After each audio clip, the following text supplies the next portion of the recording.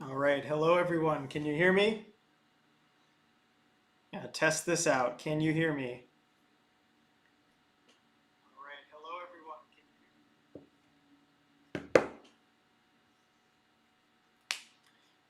Hey there, Sergeant Pickles. Hi, Lindsay.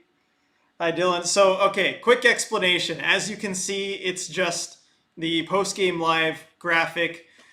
We had to resort to audio only. We had a slightly different setup today. It's a travel day for Dylan coming up here.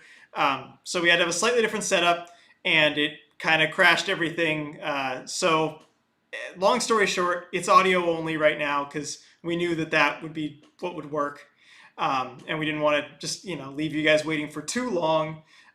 Thank you all for coming on here. Dylan is going to be in chat. He's going to be active in chat. You can see Dylan there. I take one trip and everything falls apart. Exactly. So, and it falls apart, not just here on the stream, but things fell apart on the ice for the Kraken as well. This stream so far going about as well as the end of the second, start of the third for Seattle. Hey Brian, hi Hunter, hey everyone. Thank you for joining us. Um, yeah, how's everyone feeling? Because I really did kind of get my hopes up for this game after after the Arizona game. I really did feel like there was going to be a bounce back performance in this one. Like the Kraken were to come out and give a real identity performance, and win in a big way. And for a while, it felt like that was going to happen, and then it didn't. Let's just say that. Um, Welcome to Emerald City Therapy. Yeah, we might have to rebrand that one, this one after if the games keep going like this. Um, yeah, say the stream is going better than the game so far. It's a low bar. Um, you know, I want to start off with something positive real quick. I want to talk about the power play because that's something that Dylan and I had harped on for a while, and it was a big, point of emphasis after the last couple games. It was, the worst power play in the league, and if there is a bright spot in this game, I think it's that they tried something different on the power play, and you saw it in the early power play goal. They worked the puck down low in a way that they didn't before, and I was happy to see it. They put Alexiak net front. That's different. So my one bright spot for me is the power play. But let's get back to the comments here. 5.9 for Grew and 3.5 Chris. Man, can't tell a difference between them. I know a lot of it has to do with the defense, but man, paying them that amount of money, you would think they would show up in big games. Yeah, I mean, this is what I have said about goaltending is that a lot of the time it's kind of random. You never know what you're going to get. Even paying high-priced goalies, if the defense isn't good in front of them or just sometimes they have bad games, it's really hard to predict goaltending. And that's why I generally like to go as cheap and net as possible because then you can devote resources elsewhere to more predictable positions. Uh, let's see, Dylan said, on the power play goal, do you think that was the plan from the coaching staff or just Wenberg finally having his boy back in Johansson? Because different is fine, but I don't think it was coaching. Interesting point. It looked like one of those, the set spin around play that coaches will tell players to do and that you'll practice. But yeah, it might just be Johansson and Wenberg, that chemistry where Johansson felt comfortable doing that and Wenberg felt comfortable moving it to him. I mean, to answer that question, really, I would think I would need to see what they had done power play wise in morning skate and in practice. And since it's a road trip, we haven't been able to be there covering it. So that would be really, the answer because a lot of the times they work on something before trying it out in a game. Let's see, turning back to chat now, I gotta scroll back up, so it might take just a little bit longer. Down bad, horrible, tired, simply sick and tired of it, pain. Team is the opposite of the 2017 Knights. Good roster on paper, massively underperforming. Yeah, I feel like the roster is good enough on paper to be better than this, and they show it at times during the games too. It's not like they just have, this good looking roster on paper and just at no point can put it together in the game, and you figure, well, this is just who they are. They have long stretches. You look at the second period tonight where just dominant through and through, but they can't get goals out of it, and they can't extend the lead, even when they do get one, beyond one goal. And I think part of that might be not having a really good finisher on the team. I think that's probably the thing they're missing the most. But yeah, I mean, it just leads to these good stretches where they underperform on the scoreboard. How can the goalies look so good and let in so many goals at the same time? Part of that is defense sometimes, and all it takes is one, real defensive error for a puck to go in the net. I mean, you saw that on the Golden Knights tying goal at the end of the period, where Lauzon just chases one puck a little bit, maybe 5 feet over toward the puck carrier, and all of a sudden it's in the back of the net. And yes, Drieger does kind of miss that rebound. He can't really corral it. I would have liked to see him just bring that into his body, and the rebound doesn't get out, but. Before you know it, the puck's in the net.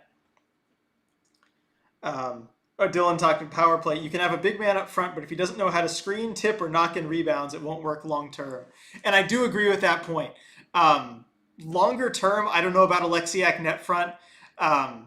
It's just you need someone there who can who can put pucks in the net. Alexiak does have experience screening. He has been put net front in previous situations. I know even in the AHL with the Texas Stars, they were doing it back in 2015. So he has some experience there. But yeah, you just need a little more probably puck skills than he has. But I just like the willingness to try something different. The second period was pretty good until it wasn't. Holding teams to virtually no shots is really hard. It is, and that's a good point that Stratic makes. Like, that's very difficult to have these long stretches of not allowing any shots. Like, that doesn't happen, for most teams at most games. And the Kraken are doing it, more than other teams. But you just have to be able to score goals when you're doing it and build up enough of a lead so that the defense can take over. Alexiak, Dunn, and Gio are keepers. I think every other D is tradable at this point. Yeah, I mean, Larson, I would add to the keepers. I thought he played well tonight. But yeah, I wouldn't be surprised. If you can move one of these bottom six defensemen, like whether it's a Lauzon or Soucy, for a finisher at forward, that might be a good trade to make before things are really out of reach in the season. What was Lauzon doing on the goal at the end of the second? He just drifts into nothing and leaves Dodonov sitting unmarked in front of Drieger. Exactly, that's what he was doing. He was watching the puck and he was kind of drifting toward the puck, which is one of those like base instinct things that, as a player, we coach the squirt players. It's something they would do. You kind of just drift toward the puck while watching it. But at the NHL level, you've got to know where your man is. The ability to let things snowball is startling. Absolutely. I mean, and what's crazy is tonight they had an intermission. They had an intermission to kind of gather their thoughts, make sure this doesn't happen again, get in the right mindset. And then they come out for the next period. It's not like it's happening, all at once. Yeah, I'm looking at the, at the number of viewers. We got a lot of people coming in who probably didn't catch at the very beginning. This is an audio only post-game live. We have a slightly different setup with it being a travel day for Dylan. Had some technical difficulties, so we've got to go audio only. Dylan is there in the chat contributing. So he says on the Donskoy near miss, they had puck movement, but more importantly, they moved around a lot, which caused confusion amongst the defenders and got Donskoy so open. Would love to see that on the power play. Last power play post, guys, I promise. Yeah, I mean, talking about the power play, like I saw it was, what was it, their second power play that I did see a lot of player movement. It was the one where Alexiak was first stationed in front of the net, where there was a lot of player movement, and it caught the Golden Knights off guard. Like, they had some good chances from it, but I want to see it consistently. That's the issue. From Dylan earlier. Same thing as last game. As soon as things started looking rough, Kraken reverted to bad habits, i.e. dumping it in, chucking it out, etc. Yeah, it's just when they get in that mindset, because part of it is they feel that it's happened before, and it's like, we've seen this movie again, and they kind of revert to the old things that they do, and that's that's a matter of coaching, kind of nipping that in the bud. Um, let's see. As a rule, I love hockey, but man, it's not fun right now. Yeah, it's not. Yeah, these kind of games get frustrating. Let's see. Going back on the comments. All right. We're seeing some mistakes being made every night lately. I don't know why changes aren't being made or working. I mean, again, at least they try to do something different with the power play tonight, but otherwise, I think there's more to cover. They seem to get complacent, and late in the game, they somehow looked slow and sloppy on 2 days rest. Yeah, I think like it's one thing where I'd like to see more of a sense of urgency when even when they play really well, like in the second period, um, where you're dominating the play. They're acting like they've gotten a 2 goal lead off of this and they can kind of can coast and do this sort of thing. But you've got to keep that sense of urgency up. Although it's tough to keep it going when you're just not getting rewarded for it. Um, let's see. Stalling Drieger as the power play quarterback seemed to work. Power play at least looked different. Nothing more infuriating than getting scored on immediately after scoring. So yeah, I looked this up because someone tweeted at me in the intermission. Is this becoming our identity? Is this just something the Kraken do? Is getting scored on after scoring a goal? And I checked to see how many times that they've given up a goal within a minute of scoring this season. It's happened 4 times, and which doesn't seem like a lot. But 3 of them have been in the last 2 games. So certainly recently, that's something that they need to look out for. But overall in the season, it wasn't as much as I had thought. But it seems like that just one thing after another kind of popping up as the new thing to worry about. If I hear Hack bring up high danger chances one more time, yeah, at a certain point you just got to start putting them in. It's that simple. You can't go all season. Joking aside, I do like big rig net front for the power play. Certainly fun to watch. Grubauer was clearly holding the power play back. Perhaps this is the honest result given how Francis designed this team. That's a bigger conversation that we can have about, at a certain point, you have to step back and look at roster construction and how the team was designed. And, today I actually, this afternoon, I looked back at our video kind of talking about what our reaction was to each of the expansion draft picks and kind of how the team was built. And, there were finishers out there that Francis could have gotten. Some would have been more expensive than others. You look at the Dunn pick versus like a Tarasenko, and looking at how Tarasenko's doing with the Blues, I don't know, maybe you think he's kind of the guy who could stir the drink a little bit in Seattle if he was there instead of Dunn. You don't know. I promise I'm not losing faith, but these trends are leading toward this being year 1 of a 3-year rebuild. Yeah, and Francis will never, admit one way or the other whether, this was intended as, a longer term window, a longer term project, or whether they were supposed to compete right away. Because that's the nature of the job. You can't talk about that, say, oh yeah, we're not going to be competitive for 3 years. But there were some thoughts that maybe that could be the plan.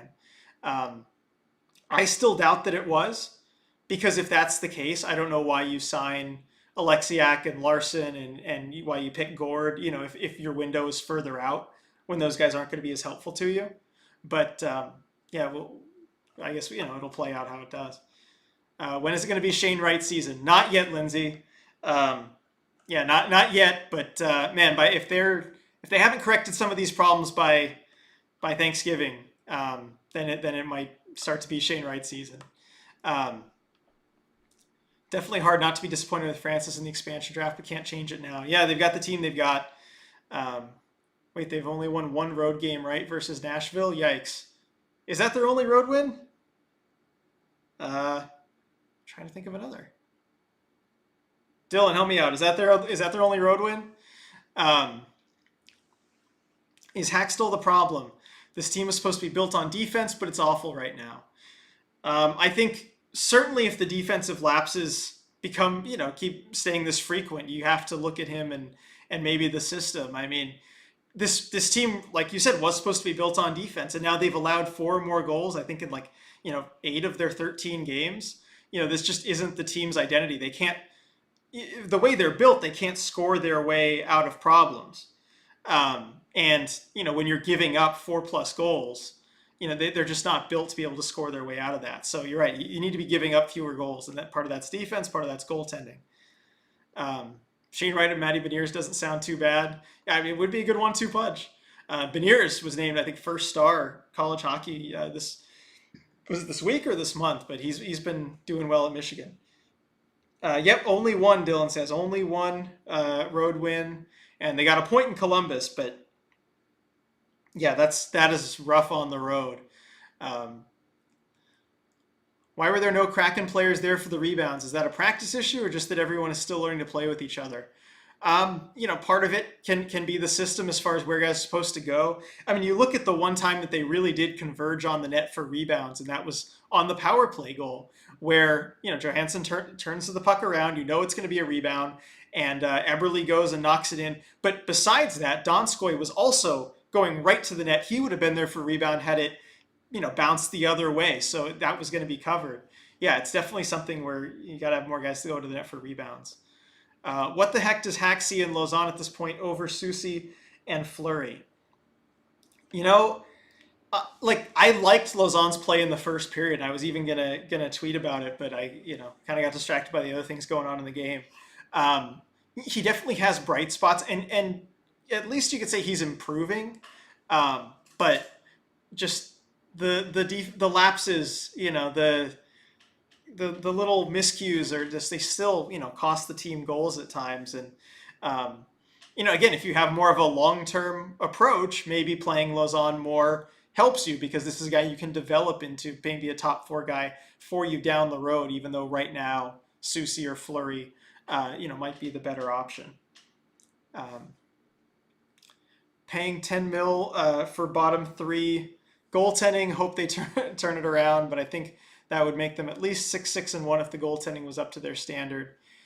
Yeah, I mean, goaltending is a part of it, but again, it can't explain everything. And yeah, it's probably about a 500 record, even if the goaltending is up to the standard. They're the best awful team I've ever watched. Ever see a team lead in shots, possession time, and hits every game and lose so often? Yeah, that's the struggle with this Kraken team. It would almost be kind of easier to mentally deal with if they just kind of looked bad all the time and were losing, but they don't. It feels like they have a lot of the pieces there. It just needs to come together, and you need to see some finishing. Does anyone know when McCann will be back? I really miss him. Don't know. Sorry, Lindsay. Yeah, with COVID stuff, they don't really give updates. Specific updates. It's just the guy's back when he's back. Jared McCann's still out. Assistant coach Paul McFarland still out in COVID protocol. Obviously, they've been out this long. You have to assume that, yes, they do in fact have COVID. Yeah, don't know when he'll be back, but yeah, this team is sorely missing Jared McCann. This is the late 2010s Canes. Oh wait, who is their GM? Yeah, it's definitely some Canes parallels with how this team is going. Jordan Eberle says, "We're finding ways to lose instead of ways to win." Oh, that is a great quote. Yeah, I mean, I'm assuming that's the post-game presser. Thank you, Daniel, for throwing that in there. Oh, David Dillon said, "Thanks, Daniel, for that." Still a little behind in the chat, but yeah, that's well said. I mean, they're finding ways to lose instead of ways to win. Yeah, that sums it up pretty well. Oh, more Eberle. Look at the standings, and we're losing ground. You obviously can't win the Stanley Cup in the first couple months of the season, but you can definitely fall out of it. That is true. You have to at least bank enough points to keep yourself in the race, give yourself a chance to get hot later in the season. And that's why these points are so important. Especially we talked against Arizona, just getting the 1 point, getting it to overtime. Even if you happen to lose in overtime, just getting that 1 point is so crucial at this point in the season that, yeah, you have to make sure you're in it so that when it all comes together, you have enough points that you can get back into the race. I figured we might get a comment on this. What was with that awful, boring Eichel interview over top of our power play? The power play. I guess they figured it wouldn't amount to anything, but still. Yeah, I guess given recent form. Yeah, that long Eichel interview during the game, it definitely did take away from the game kind of broadcast experience for sure. Um, yeah, it was interesting to hear some of the answers, from Eichel. I mean, he didn't say a whole lot too noteworthy, but yeah, to have it that long and kind of take up that much game time, I wasn't really a fan. I hated a neutral broadcast having a member of the other team on, though I get why they did it. Yeah, I understand having him on. Totally get that. Um, the big trade. I mean, it's the biggest trade the NHL has seen in a long time. So I understand having him on. It was a while, and yeah, during play. Um, I don't see a real leader on the ice when times get rough. They all drop their heads, especially after the second Vegas goal. That's a good point, Hunter. Looking at the body language, you need someone who can kind of step up and, and right the ship and just kind of, whip the guys into shape. And I don't see anyone really stepping up at that point. Joyce, ESPN Plus loves Vegas. Yeah, I mean, everyone seems to love Vegas on these broadcasts. It's a popular hockey market. Everyone loves to go to road games in Vegas. I will admit it's a good time, but yeah, there definitely is some Vegas love there. Uh, oh, here we go.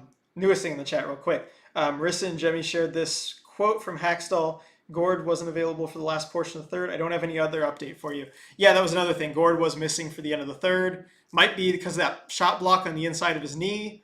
I would imagine that's what it is. Hope he's all right. He did come back immediately after, so I think he'll probably be okay. But yeah, you hate to see that. Um, let's see. The puck seems to be loose in the slot a decent amount, but there's never anyone there to whack home the rebounds. Yep, kind of talked about that. Yeah, for teams supposedly built on D, they let in a shocking number of goals. Yeah, exactly. Covered that a bit. Um, I think the loss of Gord at the end completely changed the third period chances. Just started looking slow again at the end when the Kraken needed a goal. Yeah, Gord's last shift was, I think, at 16:39, thereabouts, of the third. Um, which, yeah, I mean, that's, it started to slow down at that point. They couldn't really get a whole lot going when they needed to mount a push. And obviously, losing Gord hurts with that. Um, let's see. It's just a matter of time with Donskoy. He's doing all the right things. I agree, especially in the first period. He was looking great. That whole line was buzzing. Donskoy, Geeky, and Johansson. And Donskoy, like, just deking around guys. So that's good to see. And he'll eventually get a goal. He's getting points. We are somehow bad without being terrible. Yep. First overall pick, here we come, is the good news. Bad news, I'm tired of losing streaks. They had 3 to 5 years to build this team. How are we not a winning team? I don't know if we're talking about first overall pick yet, but I mean, yeah, there's a lot of time to go into, like, to scouting and whatnot. But at the end of the day, the players that are there are the players that are there. And I lost my spot in chat. Cool.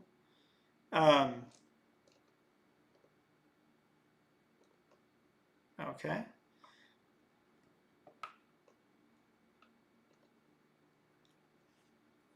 Thanksgiving stretch, a lot of games is going to be brutal with Avs, Capitals, Canes, and Florida, Tampa back to back. Yeah, it is a tough stretch. It's a tough stretch for sure, but it's going to be good measuring stick games to see. If the Kraken can turn it around and get some wins against those teams, they can be confident going past it that they can beat anyone. But yeah, it's going to be difficult for sure. Let's see, 12K of season tickets. Having lots of sad feelings for 12K for season tickets. Oof, having lots of sad feelings right now. Yeah, although they are playing better at home than on the road, I will say that. So, for the games there, that you're generally getting a better effort. But yeah, that is a lot of money for season tickets. That is for sure. At least they have a 6-game homestand than the Florida Swing. Yeah, at home they've done better. Having the homestand will help. Speaking about the coaching staff, I think they need to assess McFarland and Leach. They're the ones who are specializing in the offense and D. Yeah, I mean, I do think some of the blame I probably should go to the assistant coaches do work on that stuff, and they're more seeing it at a closer level day to day. So yeah, I mean, it's tough because, like, McFarland and Leach, it's only Hackstall available in the media. He kind of has to answer for both of those guys. But certainly, like with the power play design, that's something that's kind of usually on the assistant coaches. Um, Regarding McCann, they mentioned his 10th day in quarantine ends today, for whatever that's worth. Oh yeah, that could be relevant. Um, do you guys have an opinion on the best line possible? And is our first line it, or should there be a mix-up? Um, Dylan says I still like the Gord Tanev Yarncroke line, but Eberle, Wenberg, Johansson could be their best scoring line if they all click. Yeah, I agree. Like Gord Tanev Yarncroke is good, but again, it's more of a shutdown line than a scoring line. Yeah, Eberle, Wenberg, Johansson was good when it was there. That's a good one. Um, let's see. Um, Along. Any update on Gord? That could be a backbreaker. Okay, yeah, we got the Gord update. Um, cool. I'm sorry I'm so far behind in chat. It's a very active chat. Great on you guys. Love to see it. Hopefully Dylan's there helping out, try to answer the things. The Eichel-a-thon, it went on for half the second period, yeah. Um, Braun. Hi, RJ. Hope you're well. What is the worst we can do record-wise that you will still feel comfortable? I personally feel like I wouldn't be mad about most outcomes. I mean, record-wise, you look over the course of the season. Before the season, my expectation was to, be at least in the thick of the playoff race. Given the team that was built and how it looked on paper, I felt like that was probably the proper level of expectations, to be in the playoff race and be in a position to make the playoffs. Obviously, they're not really on pace for that right now.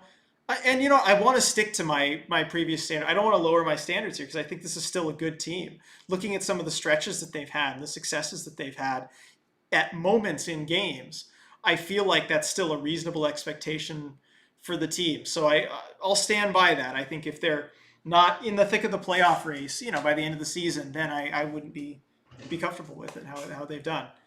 Can we not play Vegas again? And the chat moved. Can we not play Vegas again? Had to turn off their pregame show. Wasn't sure I was watching the Game of Thrones or hockey intro.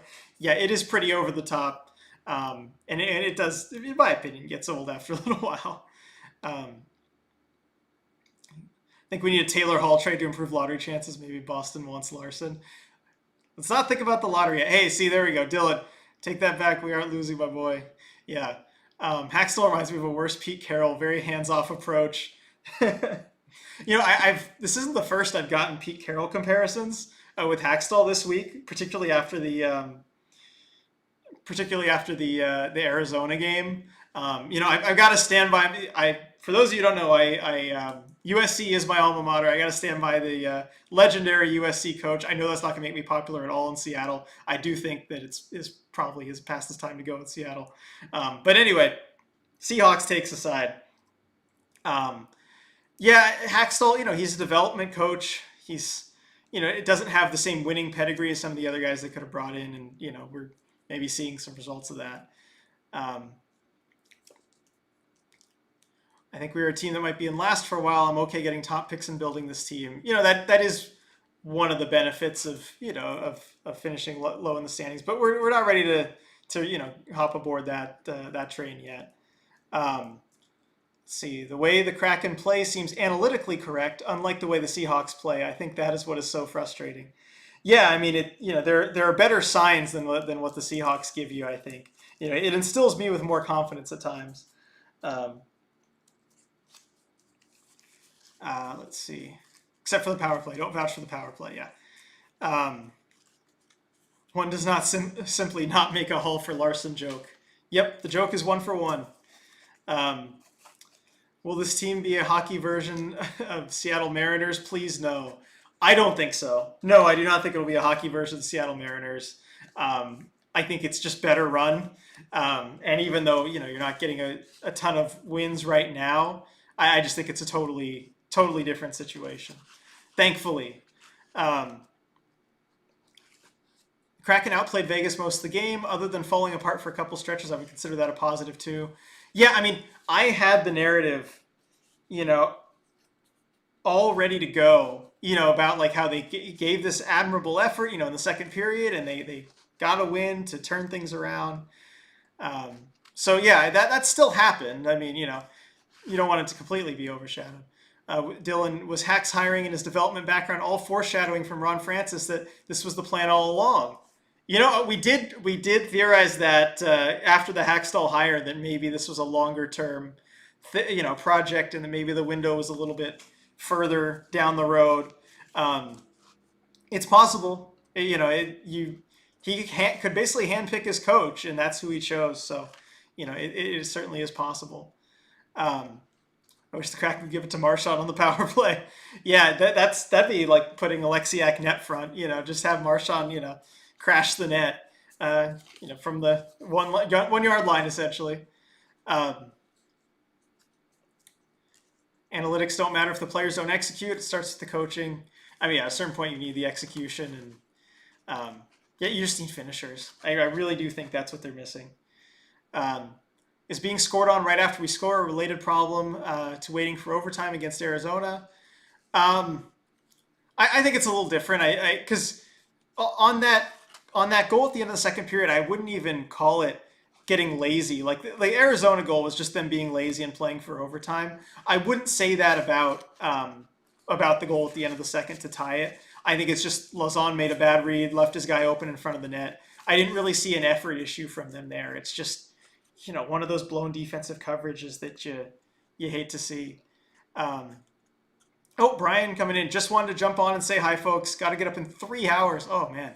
So I can't hang out tonight. Thanks for what y'all do. See you Thursday. Thank you, Brian. Yeah, Dylan said, no worries. Get some sleep. Yeah, get some sleep. That's 3 hours. That is tough. Um,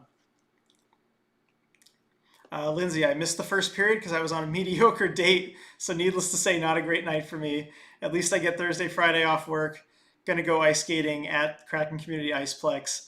Hey, you know what? That's some good plans for time off work. Sorry the date wasn't better, Lindsay.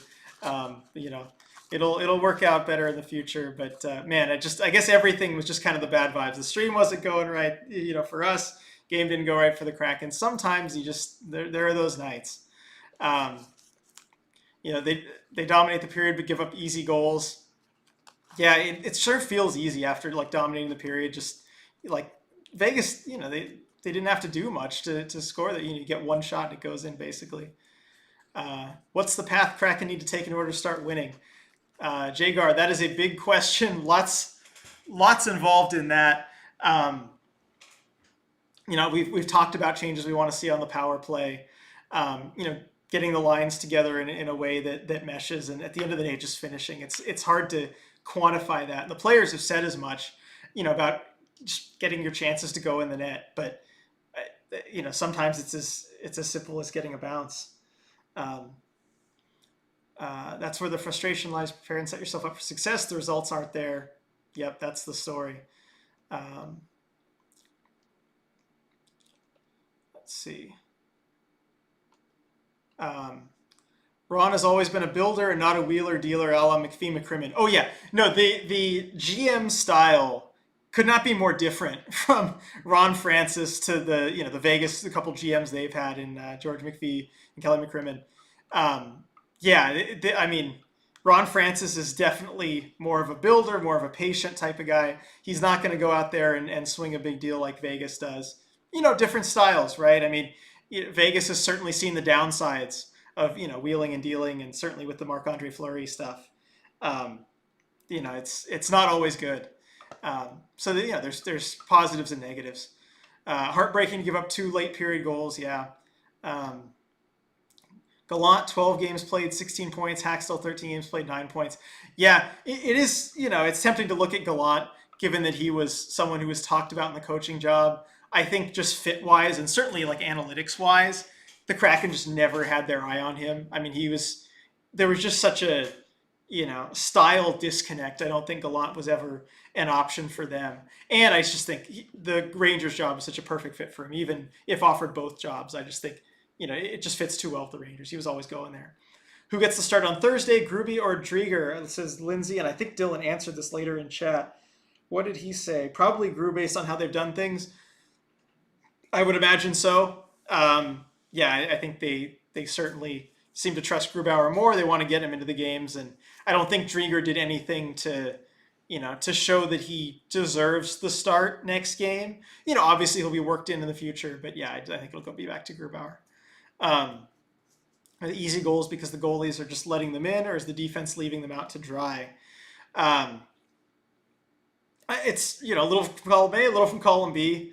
I would like to see better goaltending. I think it's not just on the defense. I'd like to see some better defense. I think it's not just on the goaltending. It's tough when it's both. It's easy to point to one, but it really is both. Seattle sports prepared me for this pain. I'm in it for the long haul.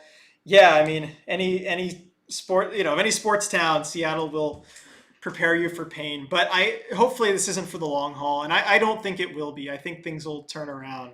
I don't think we're going to see like a Mariners situation. I think it'll be all right. Do you think Decord plays on Thursday? No, Decord's back in Charlotte with the Checkers. We won't see him unless there's another goalie injury. Rangers have been getting billed by their goalie. They've actually been playing pretty awful. Shesterkin's been amazing. Yeah, I mean, it certainly helps when you have a goalie just basically stealing games for you. Looking further down chat, Sergeant Pickles, got to go, guys. Thanks as always for the vent session. See you Thursday. Thanks, Sergeant Pickles. Yeah, we'll see you on Thursday. Hopefully with some better things to talk about. They need to change the D positioning on their own end. Still too many open looks backside. Yeah, sometimes I think it's more just losing where the guy is, which isn't so much defense positioning, just it's just making sure you remember who the guy is you're supposed to be covering, and cover him. If you have different goalies but the same easy goals allowed, doesn't that mean it's more on the defense? Yeah, I mean it's certainly the defense is part of it, and that is an indication too that these things are happening with both goalies. Although I think it's also possible that you just have two goalies who aren't playing as well as they could be playing, and I think that's probably the case. See, we don't give up shots much, but we give up are often grade A chances. Also, not seeing the huge saves from the goalies. Yeah, pretty much. Yeah, Ethan's Tech World. Just watch highlights. Yeah, highlights, lowlights. Let's hope Gruby is rested and refreshed and puts up a good performance at home Thursday then. Yeah, I mean, maybe the rest will be good for him. He's had to play a lot early on. Having a night off could help. Man, I'll take Decord at this point. He's looked best out there. He really has looked best of the goalies, in my opinion. What did Dylan say? Decord's has been great, just can't start him over the others with their hype and contracts. Exactly. It's just part of the structure of things. When you have goalies like that, you can't bring in Decord. Can't have three goalies on the roster. That's an issue as well. I mean, you can, but you don't want to. Really wish you got Gallant as our head coach instead of Hackstall. Yeah, you would, like I said earlier, it kind of would need to be a top-down, different thing. Francis, not the GM, all of that, for Gallant to be there. Did the Kraken's ownership say they wanted to be competitive from the get-go? Then why did they hire Francis? They didn't signal, as much that they wanted to be competitive from the get-go. They basically said, we have our own expectations. We're not expecting to do what Vegas did. And part of that is you obviously want to manage expectations. I think a cup final is completely unrealistic in the first season. It's just, Vegas kind of caught lightning in a bottle there. But, yeah, I do think that they wanted to compete for a playoff spot. And I think look at the roster Francis built, and on paper and where, all these, the experts predicted the team would be, but at the start of the season, where they would finish, it looks like a playoff team. So, yeah, on paper, I don't think that they really shied away from that. Let's see. Braun, I think I'm going to go process the cell with some tunes. Hope everyone has a great night. Thanks as always, RJ and Dylan. You both always appreciate it. Thank you, Braun. Go enjoy the music. I think a recent Mariners situation is entirely possible coming down to the last game to make the playoffs. I'd take that. I mean, okay, in that case, I could see that happen. I would take that too. It would be fun coming down to the last game. I mean, you look at the energy the Mariners had for that end run. I think it would be, matched or even surpassed, if the Kraken were to get there. So yeah, I could see that. I just don't see, 20 years of not making the playoffs. I don't think that's in the cards. Jagar, I also just started watching hockey this season, so I'm learning as the season goes on, but I'm excited to keep watching. Awesome. Yeah, I mean, getting into hockey, such a fun journey, fun adventure. I mean, it's Yeah, I can tell you're gonna love the sport. Even things are gonna get better in the Kraken standpoint, and it's just the best sport. It really is. Um, yeah, welcome to the sport, Jagar. Happy to answer any questions if anything is confusing. Yeah, if you got any questions? We also we have some like mailbags. We do some Q&As from time to time. Feel free to ask any questions. We love getting questions. For people who are just getting into the sport. We love kind of teaching about the game. There's a lot to learn, but it's fun to do that. Yeah, Dylan, awesome. Love having new fans like you join us in loving the game. Still a lot of things to be excited about. Yeah, it's going to be a fun journey. So glad you're on the ride with us, Jagar. Awesome. Since we now have an AHL team, will they also do an expansion draft, and will you guys cover that? So no, they will not do an expansion draft. The way, yeah, Coachella Valley Firebirds. Okay, so I'm gonna talk about how the AHL team works, but in the meantime, I want chat. What do you think of the name Firebirds? Because I'm interested to hear what you think. I won't say what I think of it yet. I'll say it after. But what do you think of the name Firebirds? Everyone weigh in. Okay, so there won't be an expansion draft. The way it works is AHL teams basically have affiliation agreements with NHL teams where you have certain guys that are under NHL contract. You look at like a Joey Decord a or an Alex True, those players where they can be sent down to the AHL. So you'll have players the Kraken have rights to that they'll send down to Coachella Valley, and they usually will fill out the other roster spots with guys on AHL contracts. And usually those will be like free agents, guys that are more career AHL type players. And so they'll sign some of those guys to fill out the roster. So that's how it's going to work. There's no expansion draft. It's just going to be a mix of guys who either the Kraken have rights to and have sent down, or guys that they sign to just to an AHL contract the Kraken won't have rights to, but they fill out the roster. So that's how it's going to work. Where's the chat? Do you know what the players are allowed to do during the Olympic break if they aren't in it? Usually they just go home. It's like a little vacation, rest, relax. They try and work out, stay in game shape. But yeah, it's just like kind of extended time off, basically. And it could be good for some players who, aren't playing in the Olympics. You can kind of refresh, get ready for like the second half of the season, basically.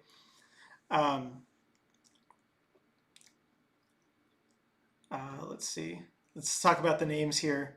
The little squids would have been funny. Yeah, that was an option. I dig the parallel between Kraken have the deep and Firebirds have the air, and both are mystical beasts, fitting for the desert too. Agreed, Lindsay. I think, yeah, that parallel is awesome. And yeah, I like just the Kraken, cool mythical beast, Firebird, cool mythical beast. It fits together. They each fit for their market too. Like if you did have kind of a squid Kraken type thing, doesn't really fit in the desert, but a Firebird certainly does. Let's see.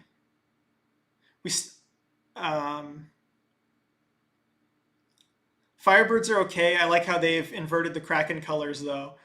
Yeah, what? Interesting. It's kind of got the inverted colors. I like that. I think of a guy with a mullet standing outside his car, which he has named something ridiculous. Yeah, Firebird is. Yeah, it definitely gives you the image of the car if you think about that too. Firebirds is fine due to their location, and I also like how they paid homage to the Kraken with the blue eye. Yeah, that is cool. I do like that. Coachella Valley seems odd. Firebirds will always seem like a CHL level team name. Yeah, I don't know. I think it fits with the market. Firebirds are fine, but the Kraken name was so creative that Firebird seems tame in comparison. Yeah, that's true. We are comparing it to the Kraken. Like, if the Kraken, went with like, the Sockeyes or some of the other names. No offense to some of the other names, but just that aren't as out there as the Kraken. Firebirds would definitely seem more exciting, I think. So back to the non-Firebirds questions. Why do you think we fall off in the third? We always seem to get beat there. I think it's chances, getting lots of chances, and they don't go in, and it's easy to get demoralized at that point. That and sometimes fatigue, plays into it. Will we still need a legendary or iconic name for the rest of the season? If so, can you guess who that will be? I guess like someone stepping up. Yeah, I don't know. Maybe I don't know. Maybe Schwartz turns it on and can finish better. Let's see.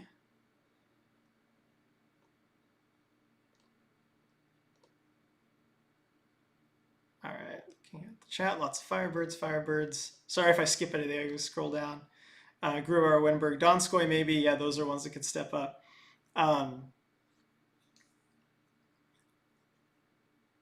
Any Kraken players maybe on the Olympic radar? That's right. Yes, as Dylan points out, we do have an article about it on the website.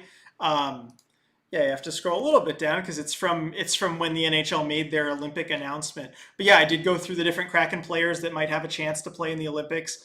I think as far as which ones and their chances, it's still pretty up to date. I don't think a whole lot has changed. Yeah, September 3rd is when that article was. So if you scroll down a little bit on the website, you can find it. Yep. So let's see. Vegas has got me feeling like our main rival so far. I mean, they are the only team that the Kraken have played twice in the regular season, so that helps. I think more will develop later in the season, but I could definitely see Vegas being a rival. You've got close games, and both games have kind of left Kraken fans feeling a little disappointed afterward. It'd be nice to, kind of get one going the Kraken's way to get Vegas into that rivalry as well. I feel like our goalies need to start performing more in games. Yeah, goaltending needs to improve. Who is likely going to get traded on the Kraken by the deadline? Lauzon, maybe. Yeah, as Dylan says, the defenseman for sure has to be moved. Might not be him. Yeah, it could be Fleury if he keeps playing well. I mean, certainly if I was, another team who needed a defenseman who could contribute offensively, and if the Kraken were willing to move Hayden Fleury, I'd be all on that. Yeah, I think he could be a great fit in a number of different places. But yeah, Fleury doesn't seem to fit as well amongst the non-Lauzon defensemen. Yeah, I think unless he worked well with Vince Dunn, but on any other D pairs, he just didn't work as well. So yeah, he could be the odd man out as well, and he could get you some good value too. Lindsay says, I want to see more from Wenny. Yeah, he's shown flashes of it. One thing I noticed on the second Kraken power play, they left him like with a ton of room, just like wide open on the right side. And it seemed like he almost didn't know what to do with it. Like, he walked in, shot, missed the net, came back to him. He did make a good pass down low, but yeah, I think just things need to click a little bit more for him. Trades are going to depend strongly on where they are in the standings. Yeah, for sure. Whether you're a buyer or seller, yeah, it's going to depend on kind of where they feel they are. My thoughts, trade Wenberg and trade Lauzon for a bag of pucks. I think you get more than a bag of pucks for Lauzon. So maybe that would be a good deal to do. Again, I don't think you can trade Wenberg this soon after signing into that free agent contract. It's one of those things, it looks bad after he kind of chose to commit to the team for so long. Yeah, you very rarely see guys signing multi-year free agent deals and then being dealt in that first season afterward. Yeah, Dylan, Wenberg needs to shoot more, period. Way too pass first, for sure. And he has a good shot, too. Like, it's not like he doesn't have a shot. I've seen it in highlights. We did a lot of scouting for Wenberg. We figured he was someone they could look at. And, yeah, he's got that shot, just needs to use it. Don't be afraid to use it. Let's see. Facilitating trades using cap space as a weapon for picks sounds like a good plan to me. For sure. I don't know why they didn't do more of that this past offseason. That was one of my main criticisms of Ron Francis, is he didn't weaponize the cap space at all. Not a single trade doing that. So, yeah, I would like to see him do that at least once. Certainly if the team's kind of more out of contention. He has to play more to get the most value. Yeah, I mean, if you were going to try and showcase Lauzon for a trade, you would be playing him as much as the Kraken are. Who's a big name you think the Kraken can get rid of by the end of the season? It's got to be one of the defensemen, as we've been talking about. Maybe Lauzon, maybe Fleury, maybe Soucy. Probably one of those guys. Oh, could get by the end of the season. Sorry, misread your thing there. Dylan, Kessel for the memes and the skill. I would love to see it. You know what? They do need a finisher. The Kraken need a finisher probably more than anything. Phil Kessel would be a fun addition, that's for sure. And, Jagar, if you're newer to hockey, newer to the sport, the Phil Kessel memes, fantastic. You search Phil Kessel hot dog, you read up about it. There's a lot of good stuff. Um, how important are draft picks for us versus a team with an established prospect pool in regard to future trades? I do think draft picks have an extra importance to the Kraken, given the fact that, as you alluded to, the Kraken only have 7 draft picks that they've made. That's their prospect pool. So I think it's very important that they hang on to them. You can't get behind in drafting players. You can't be giving up a whole bunch of draft picks when you don't have that deep prospect pool. So the Kraken aren't really in a position to move out picks like a lot of other teams are, which can make or break potential trades. Wenberg needing to score reminds me of Barre Boulet.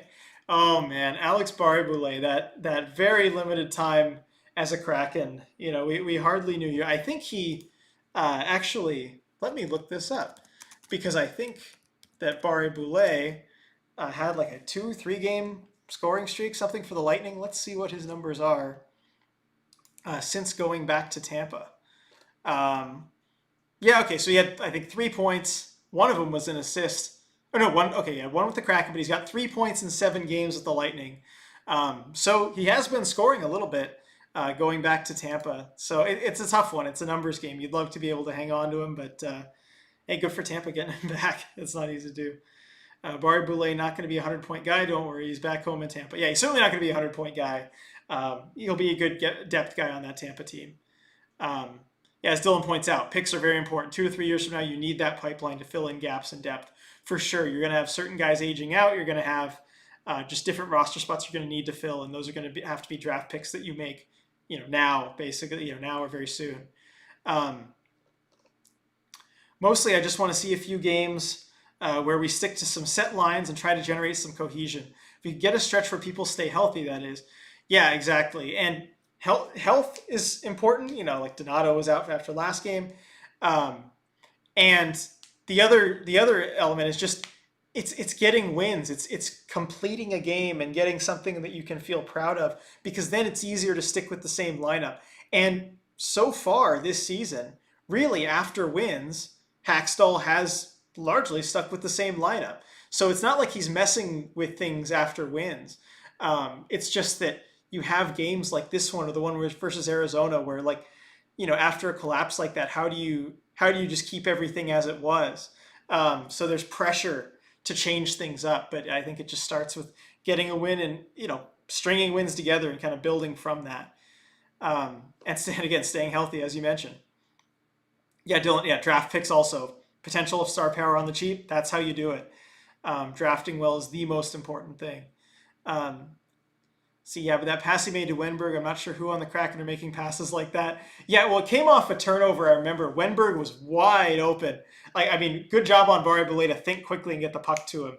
But you'd hope that some other Kraken players, if in that situation, could get the puck to their guy with no one within 10 feet of him. Let's see. So we're talking about Dylan. That's soon for a breakdown of Savoie versus Geeky Part 2 and how they could add this team as soon as next year. Yeah, that's right. The prospects for next year's draft. Definitely we're going to cover Connor Geeky because, being Morgan Geeky's brother, that'll be just a fun player to cover. I just want another Montreal-type game again. Man, we need a game like that badly, for sure. And it felt like that kind of had that game in the Buffalo game, and you just need to string those together. Does having Morgan Geeky make Connor Geeky a more likely draft target? We already have the Flurries. If the Kraken are in position to draft a Connor Geeky, meaning they have the high enough draft pick, I would like to say that they, you just want the best player no matter who it is, no matter what the relations are.